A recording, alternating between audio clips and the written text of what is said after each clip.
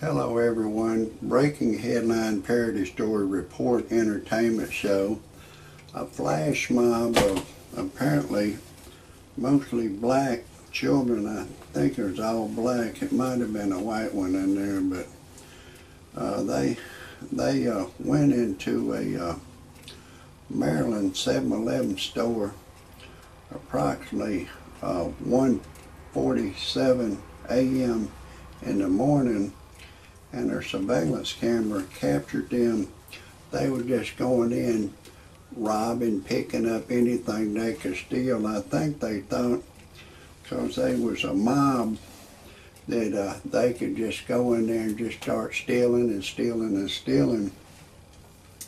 But the authorities, they're trying to catch them. They say the Montgomery County Police Department have put this surveillance camera on YouTube, and they think they're seriously going to try to catch them. They're black. I don't think they'll do much to them, but I think if they was white, they'd do a lot more to them. But we'll have to see what happens.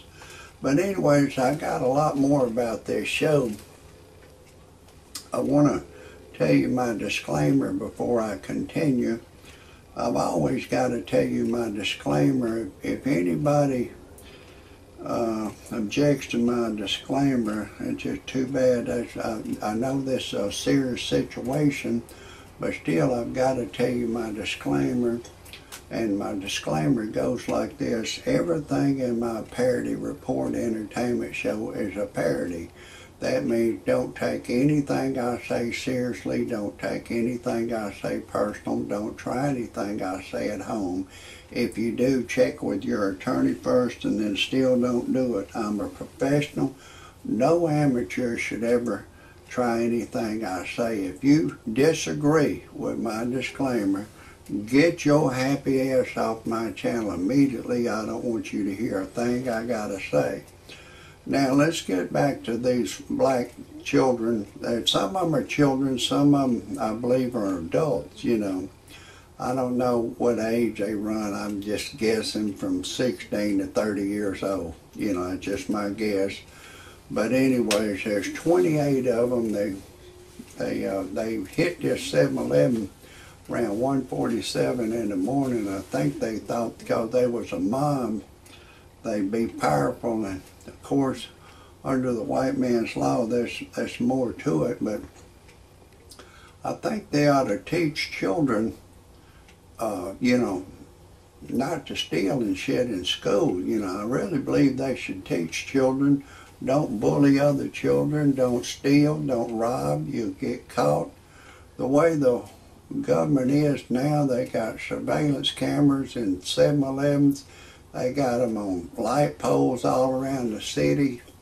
It's a completely different world than it was when Martin Luther King was having his nonviolent marches, because if he had them right now with all these surveillance cameras, they could catch the mob, and they might even charge him with exciting a riot. I think they should have back in those days, but they didn't. But that's another story.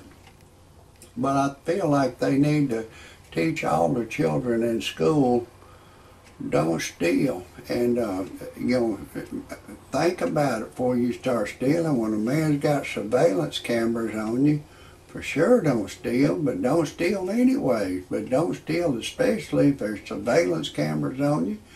And whenever the police pull you over, you're under a surveillance camera. Don't act crazy, don't do anything ignorant, because you're all under camera. And if when the police tell a white person to freeze, that means freeze, don't do nothing else. If they tell a black man to freeze, then if a policeman, if it's a white policeman, grabs a black man, the black man should never say, "Man, don't put your hands on me, don't put your hands on me, don't put your hands on me." Because under the white man's law, they have a right to put their hands on you. They got a right to, arrest you. And then, of course, if you resist arrest, they have a right to do anything up to murder you. They got a right to taser you. They got a right to hit you in the head with a baton. They got a right to shoot you with a gun. They got a right to, if you're held up in a house, they got a right to bring a tank in there and spray gas fumes in your house and get over it with a helicopter and drop a bomb on your house. Doesn't matter if you got 10 of your children in there, they still got a right to blow the house to kingdom come. You know, you people, you think you got rights. And I mean, I just tell you, you know, just a lot of you people think you have a right of freedom of speech. You've been brainwashed. Your government has brainwashed you. You think you got a right of freedom of speech. If you don't believe me, get in front of your house, stay on your house, and everybody comes by and go, fuck you, you son of a bitch, fuck you, fuck you, fuck you. It won't be an hour before somebody calls the police. The police will say, what are you doing? And you say, well, I'm exercising my right of freedom of speech, and fuck you too, and fuck you some more, Mr. Policeman, fuck you. Man, I'll whoop your goddamn ass. That means you don't have a right of freedom of speech. If you had a right of freedom of speech, you could tell the police, fuck you, and kiss my goddamn ass, and they couldn't do nothing to you. I guarantee you, that's not what's going to happen to you. They're going to whoop your goddamn ass. So all you goddamn idiots that think you got a right of freedom of speech, freedom to bear arms, freedom of religion, you are a goddamn nut. Fuck you. You need to be turned into an insane asylum. But anyways, I want to tell you quickly who I am. I'm going to try to get back to this story. It's a real entertaining story. It's somebody, I hope they give them a lot of time in the penitentiary. I don't know if they will, but I hope they do. But anyways, I'm Rodney Dangerfield's cousin. Y'all know my cousin. He don't get no respect. Seemed like after he died, the monkey jumped on my back. I took my wife to a dude ranch. She left me for a black dude. My wife turned gay on me. And one day my wife and I was fixing to make love. She was on the bed laying in a figure-4 position, just in a deep stare. I said, honey, what's wrong? You can't think of anyone to fantasize who you had sex with while we make love? She said, no. I said, fuck it, neither can I. So we didn't even make love that day. And people say, why would your wife leave you for a black dude? I go, well, I guess she want to get back with her own color. But my wife, she's black. She was always bullying me. She didn't want me to say, you people, your president, y'all us, him, dude, buddy. It's probably 300 words she didn't want me to say because I was white. I said, you know, and she would call her bosom buddies the racial slur. You know, I'm not going to say it. I'm going to say the word nickel. She would call them my nickel, my nickel, my nickel, my nickel. But she didn't want me to say, your president. I go, why you got to call your bosom buddies my nickel? She said, that's a black thing. We can do that. But she was a nut. I couldn't put up with her nickel shit anymore, so I divorced her. But I went on the internet to freepornphonesex.com. It's a girl recording. All it is, she say, hey, lover boy, I'm having a party in my mouth. Would you like to come? She'll say, if we're alone together, I'll give you permission to do anything you want to do to me. You can go in the back door, front door, side door. I don't care. I love it all. So I called the live service. She said my voice was too ugly for her to talk to over the telephone.